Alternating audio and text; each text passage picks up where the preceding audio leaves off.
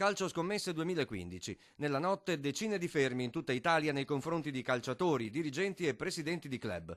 La polizia ha arrestato a Venezia il direttore sportivo dell'Aquila Calcio Ercole Di Nicola, 38 anni, considerato dalla procura antimafia di Catanzaro uno degli uomini chiave dell'inchiesta e sospettato di essere legato alla cosca calabrese Iannazzo. Alcuni giorni fa a Lido era stato arrestato l'imprenditore Saverio De Martino. L'uomo, da tempo residente in Laguna e attivo in diversi settori industriali, è ritenuto dagli investigatori un riferimento in terra veneta della stessa organizzazione mafiosa. Di Nicola si trovava invece di passaggio al Casinò. Deve rispondere di associazione a delinquere finalizzata alla frode sportiva aggravata, accuse che il suo legale ha respinto. A Padova, nella zona tra Abano Terme e Teolo, sui colli, il mondo del calcio dilettantistico è sotto shock e al tempo stesso arrabbiato per l'arresto, anche questo per associazione a delinquere finalizzata alla frode sportiva, del giocatore Emanuele Marzocchi, fermato nella sua casa nel Napoletano.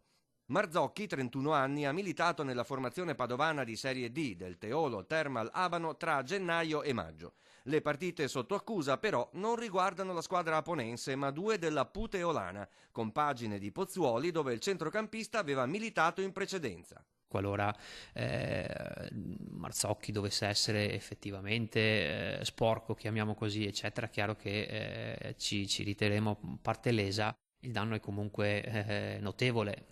Abbinare il Thermal al calcio scommesse non è assolutamente un'immagine positiva che ne viene alla società. Negli atti della procura antimafia catanzarese figura anche la partita di Lega Pro Bassano-Monza del 21 dicembre 2014, finita 2-1 per il Bassano. Non sono coinvolti dirigenti o calciatori veneti, al contrario lo sarebbero l'amministratore unico, il direttore sportivo attuale e quello precedente della squadra brianzola. Tra i circa 70 personaggi coinvolti nell'inchiesta calcio scommesse c'è anche Arturo Di Napoli, ex attaccante di Venezia e Vicenza, ora allenatore della squadra maltese del Vittoriosa Stars dopo un'esperienza al Savona.